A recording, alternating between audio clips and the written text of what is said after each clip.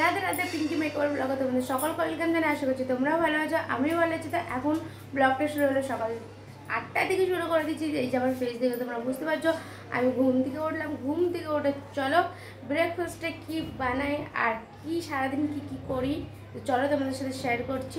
আর হ্যাঁ, আমার এই ব্লগ ভিডিওর মধ্যে তোমরা আমার মেকআপের ভিডিও দেখতে পারবে, কেন কি যে আমি মেকআপ আর্টিস্ট। তো আরও গল্প আছে, কিছু কিছু গল্প আছে যেটা তোমাদের আস্তে আস্তে সবটাই বলবো, বাট ভিডিওটা তোমরা স্কিপ না করে পুরোটা দেখো। এর মধ্যে ব্লগ আর মেকআপ দুটো এনজয় করতে পারবা আশা করি। তো এই যে ফাইনালি আমার দালিয়া বেনে গেছে, এটা হলো আজকে সকালে ব্রেকফাস্ট। তো ব্রেকফাস্টে দালিয়া বানালাম, তো হাজব্যান্ডকে তো পাঠিয়ে দিয়েছি দোকানে। আর এখানে আমি নিয়ে নিচ্ছি, কেন কি এটা খাওয়া শরীরের পক্ষে অনেক ভালো। বাচ্চাদেরও খাইয়ে দিয়েছি, বাচ্চাদের খাইয়ে আমি টিউশনে পাঠিয়ে দেবো। আর আমি এই যে নিয়ে নিচ্ছি আর ডায়েটিং করছি। ডায়েটিং এইসব হালকা খাবার খুব ভালো লাগে খেতে। তারপরে চলে আসলাম আমার মিনি গার্ডেনে, যেটা আমি একটু আস্তে আস্তে করে বড় করে তোলার চেষ্টা করছি। তো দেখতে পাচ্ছ খাদ হাতে আছে আমার, তো এই খাদটা আমি প্রতিটা ফুল গাছে অল্প অল্প করে দিয়ে দিচ্ছি, কেন কি আমার মনটা অনেকটা খারাপ। একটা ফুলের চারা নিয়েছিলাম অনেক শখ করে, জেসমিন ফুলের, জানো ওই গাছটা শুকিয়ে যাচ্ছে, আমার মনটা অনেকটা খারাপ। তো জানি না কি হবে গাছটাকে নিয়ে। তারপরে আজকে 2 প্যাকেট খাদ নিয়ে নিচ্ছি, সেইটাই আমি প্রতিটা গাছে একটু একটু করে দিয়ে দিচ্ছি। আর আজকে একটা নতুন চারা নিলাম, সেটা হলো মোগরা ফুলের চারা। তো অনেক সুন্দর, আমার এই মোগরা ফুলটা অনেক সুন্দর। মোগরা ফুলটা না, হোয়াইট কালারের যেসব ফুলগুলো আছে আর সেন্ট মানে থাকে, আমার ওই ফুলগুলো খুব পছন্দ। সবারই তো রোজ পছন্দ হয়তো, বাট আমার মোগরাটা বেশি পছন্দের মধ্যে পরে কি সত্যি করেই ওটা আমার খুব ফেভারিট।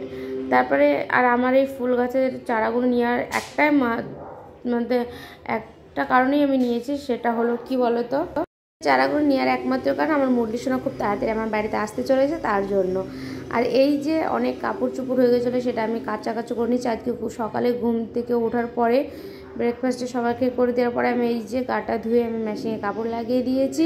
তো তারপরে আমি চলে এলাম একটু স্কিন কেয়ার করতে। আয়নাতে নিজের মুখটা দেখে এতটা ভয়ঙ্কর লাগলো কি বলবো তোমার, মানে ভয় পাচ্ছিলাম যে কি করে ফেলেছি নিজের ফেসটাকে। আসলে আমরা কি বলতো, নিজের সংসারকে টাইম দিতে দিতে আমরা নিজেকে টাইম দিতে অনেকটা ভুলে যাই। আর আমি আসলে অনেকটা টেনশনে ডিপ্রেশনে থাকি, আমার কিছুই ভালো লাগে না।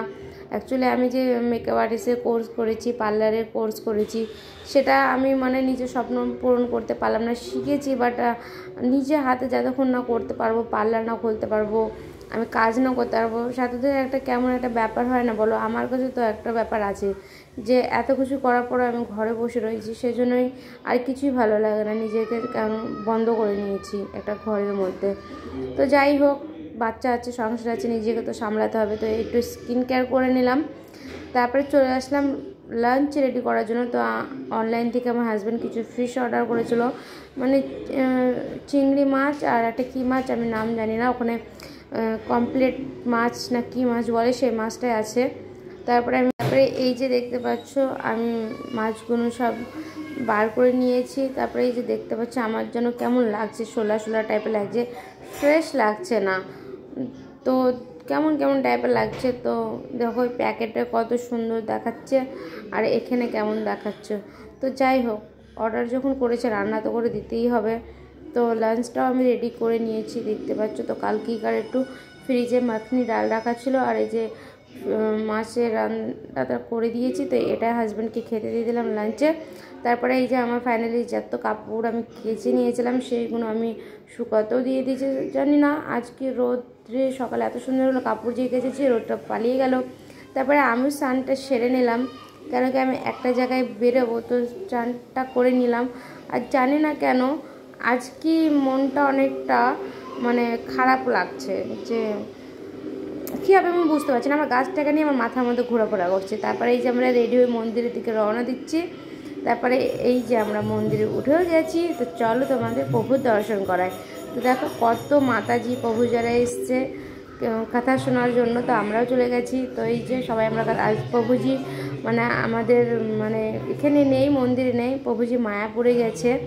তো তার জন্য ওখান থেকে অনলাইনে আমাদের কথা শোনাচ্ছে। তো এই যে তোমাদের কাছ থেকে আমি দেখিতে আমাদের প্রভুজি গৌর নিতাইজি আছে, প্রভুজি আছে, ওই যে প্রভুজি ছোট্ট সিংহাসনে বসে আছে। তারপরে তোমাদের ভালো করে দর্শন করে দিলাম, আর তোমাদের জন্য সকলের জন্য প্রার্থনা করে তোমরা যেন সকলে ভালো থাকো।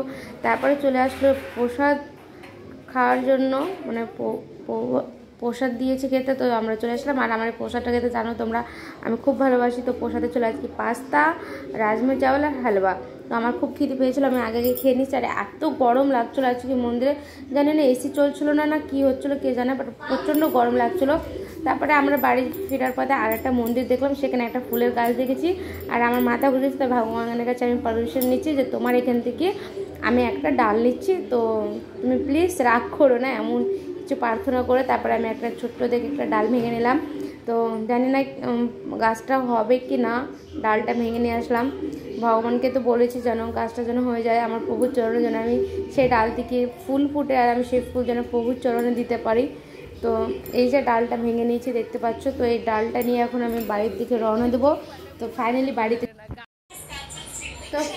দেখো বাড়ি চলে এসেছি মন্দির থেকে এসে। আমার ছেলে আমার সাথে চিপস লেগে গেছে, অনেকক্ষণ আমাকে ছেড়া ছিল তো তাই। আর প্রচণ্ড গরম আজকে, জানি না এত গরম পড়ছিল কি। এসে তো আগে জামা প্যান্ট চেঞ্জ করে নিয়েছে আর বসে গেছে ছেলের সাথে টাইম কাটানোর জন্য। চলো ছেলেকে একটু জ্বালানি যাক।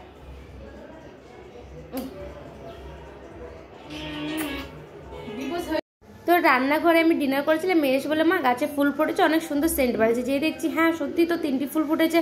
তারপরে আর কি, তা ভাবলাম তো চলো তোমাদের সাথেও শেয়ার করি। তো এই যে দেখাচ্ছি দেখো, বাট অন্ধকার আছে তোমাদের হয়তো দেখাতে পারছি না, চলো লাইট নিয়ে আসি। এই যে লাইট জ্বালিয়ে দেখাচ্ছি দেখো 3টি ফুল ফুটে গেছে আর অনেক সুন্দর সেন্ট ছিল। তো এই যে আমার মিনি গার্ডেন। তো যাই হোক আস্তে আস্তে সব ফুলগুলো ফুটে যাবে, বাট তার আগে তোমাদের যদি ভিডিওটা ভালো লাগে প্লিজ সাপোর্ট করো, লাইক কমেন্ট করো। আর সকালে ভালো থেকো, রাতে